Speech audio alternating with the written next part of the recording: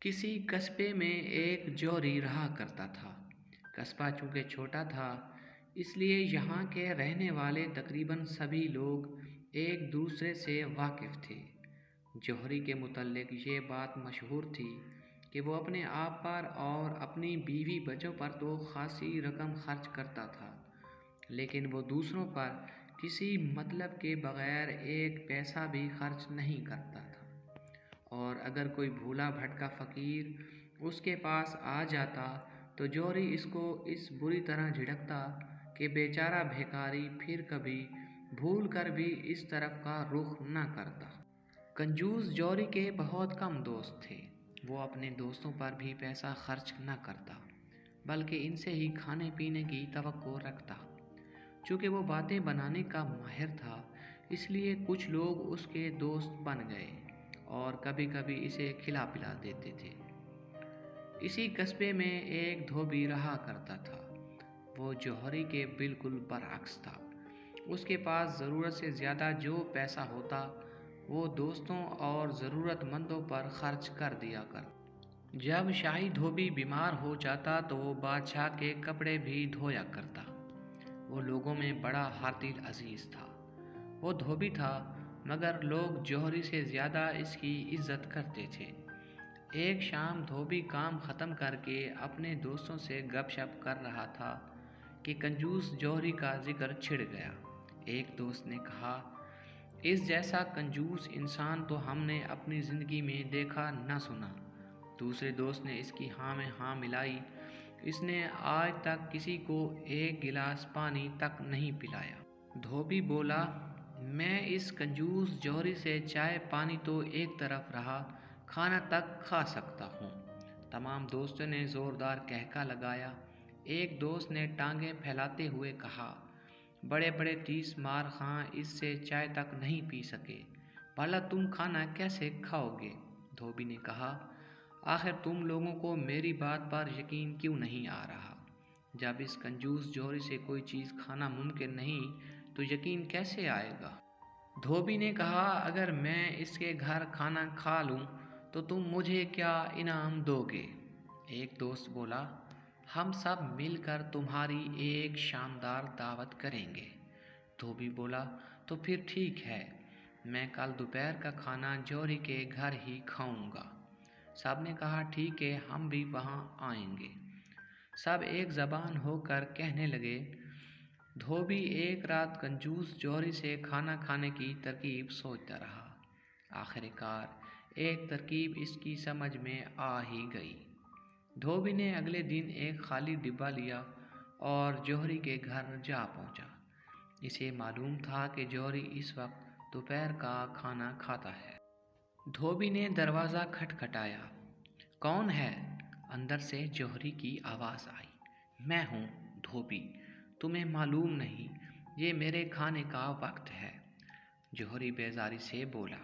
دھوبی نے ادب سے جواب دیا، معلوم ہے جناب، لیکن اس وقت میں آپ کے پاس حاضری کام سے آیا ہوں۔ کون سا کام؟ دھوبی نے کہا۔ آپ دروازہ کھولیے، ایک ہیرے کے بارے میں بات کرنی ہے۔ ہیرے کا نام سنتے ہی جوہری کے منہ میں پانی بھر آیا اور اس نے فوراً دروازہ کھول دیا۔ دھوبی کے ہاتھ میں ڈبہ دیکھ کر وہ سمجھا کہ اس میں ہیرا ہے جسے دھوبی بیچنے آیا ہے۔ جوہری کو یہ بات معلوم تھی کہ دھوبی کبھی کبھی شاہی محل میں کپڑے دھوتا ہے۔ اس نے سوچا، بہت ممکن ہے میلے کپڑوں میں بھولے سے کوئی ہیرا آ گیا ہو۔ جوہری نے کہا، باہر کیوں کھڑے ہو؟ ادھر آ جاؤ، بیٹھ کر آرام سے باتیں ہوں گی۔ دھوبی جوہری کے گھر میں داخل ہو گیا۔ اس وقت دسترخوان پر کھانا چنا جا چکا تھا، جس کی خوشبو سے دھوبی کی آنتیں قل ہو اللہ پڑھنے لگی۔ مرغی کے انڈے کے برابر ہیرے کی آج کل کیا قیمت ہے؟ دھوبی نے اطمینان سے بیٹھتے ہوئے پوچھا۔ یہ سن کر جوہری کی آنکھیں خوشی سے چمک اٹھیں۔ اس نے سوچا کہ ڈبے میں ضرور کوئی بڑا ہیرا ہے جو دھوبی کے ہاتھ لگ گیا ہے۔ میں اسے بے وقوف بنا کر قیمتی ہیرے کو اپنے قبضے میں لے لوں گا۔ بھلا اسے ہیرے کے بارے میں کیا معلوم؟ ہاں تو بتائیے، مرغی کے انڈے کے برابر ہیرے کے کیا دام چل رہے ہیں؟ जौहरी को खामोश देखकर धोबी ने दोबारा पूछा। जौहरी ने दावत दी, आओ पहले खाना शुरू करो, हीरे की बातें खाने के बाद होती रहेंगी। धोबी तो इसी इंतज़ार में था। फौरन लजीज खानों पर हाथ साफ करने लगा। पुलाव, शामी कबाब, शाही टिकड़ों और गाजर के हलवे को जल्दी जल्दी हलक से नीचे उतारने लगा। जौहरी ने अपने दिल में कहा, कोई बात नहीं बच्चों, उड़ा लो मेरा माल जितना उड़ा सको। मैंने भी तुमसे चंद सिक्कों में हीरा ना हथियाया तो जौहरी का काम छोड़ दूंगा। धोबी ने कहा, सुना है मुर्गी के अंडे जितने हीरे बड़े नायाब होते हैं। जौहरी ने चालाकी से कहा, हीरों की कीमत आजकल गिरी हुई है। एक ज़माना था जब हीरों के दाम बहुत चढ़े हुए थे, लेकिन जब से नकली हीरे बनने शुरू हुए हैं, असली हीरों की मांग तकरीबन ख़त्म हो चुकी है। फिर भी आखिर इतना बड़ा हीरा कितने का होगा? धोबी शामी कबाब मुंह में रखते हुए बोला, यही कोई 50-60 रुपए का। जौहरी ने डब्बे की तरफ देखते हुए जवाब दिया, इतने बड़े हीरे की इतनी कम कीमत? धोबी ने रुमाल से हाथ साफ करते हुए कहा, सही कीमत तो हीरा देखने के बाद ही बताई जा सकती है।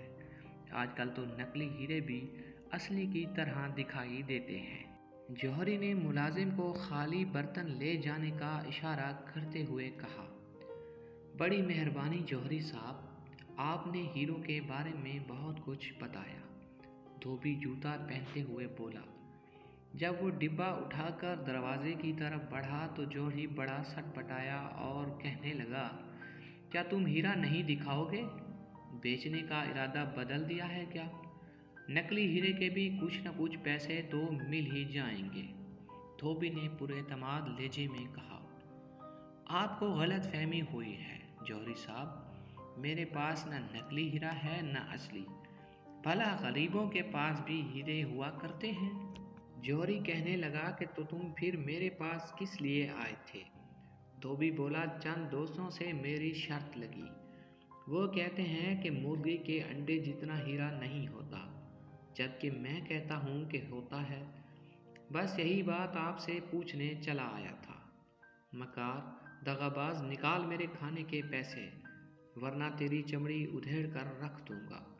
जौहरी एक बड़ा सा डंडा लेकर इसकी तरफ झिपटा। शोरगुल की आवाज़ सुनकर कई लोग जमा हो गए, जिनमें धोबी के दोस्त भी थे। इतने में धोबी ने चिल्लाना शुरू कर दिया, अरे मेरे पेट में दर्द हो रहा है। तुम्हारे खाने ने मेरे पेट में दर्द कर दिया है। दवा के पैसे निकालो, वरना तुम्हें पुलिस के हवाले कर दूंगा। लोगों ने जब ये सुना तो उन्होंने सोचा कि जौहरी तो किसी को एक गिलास पानी तक नहीं पिलाता, फिर इसने धोबी को खाना कैसे खिला दिया? ज़रूर दाल में कुछ काला है। वो सब मिलकर बोले, धोबी को दवा के पैसे दो, वरना तुम्हें पुलिस के हवाले कर देंगे। अब तो जौहरी बड़ा घबराया। वो पुलिस से बहुत डरता था।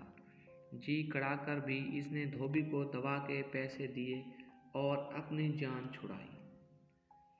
जब धोबी दोस्तों के साथ दुकान पर पहुंचा तो उन्होंने इससे कहा, भाई मान गए, आज शाम हमारी तरफ से तुम्हारी दावत है।